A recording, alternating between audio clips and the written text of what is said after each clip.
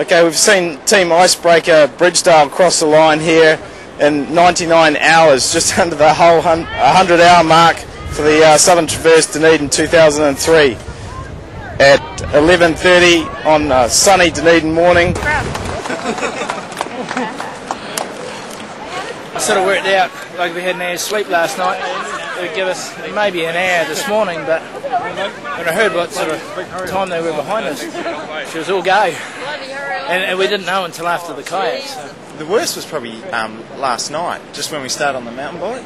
So it'd go from like 20 degrees to like snowing. Yeah. So you're pulling all these jackets on, and then you start riding up a hill, and then you're piling it all off, and this is taking time. And yeah, that was probably the worst weather. It's a tremendous race, and it's sort of a race that may not fit the bill for everyone, but it's a tremendous feeling to get over the finish line. We're lucky in our team that we've got 3 navigators, so we always sort of talk amongst the team and sort out any issues. So Jeff organised a bloody good race. It's all about how little mistakes you make and how quickly you can rectify them. Yeah. Murray's stories, did they keep you going? Have you heard about Murray's stories as well? Oh, yes. No, they don't keep me going because I've heard them about 3 or 4 times now. Wet, rotting feet and things like that are not very enjoyable, but hey, coming in here is pretty special. As you walk around the rocks, you're getting a bit warm, so you just jump in the water and swim across and jump back out on the rocks. Murray's not keen on jumping in the water. No, he wasn't. I encouraged him at one stage here and let him know that it was over his head and said, thanks for that. How does it feel racing with 3 guys It's great. for 99 hours? I know. How can one woman do that? We try to drop in onto a Silver Peaks, in that Silver Valley checkpoint, and we're crawling along the ground on our elbows and spend 2 hours going 1.5 kilometres. So. I know what my body and that can do, and I know a lot about team dynamics. So, and the team that I've got is just brilliant. Really, really good team. Any hallucinations, that sort of thing? Oh yeah, there's always hallucinations. Tell us about some of those. Well, I saw a grizzly bear on a creek up there, and it's quite good because you can always explain it to your mates. Oh yeah, that's pretty good, and you keep going.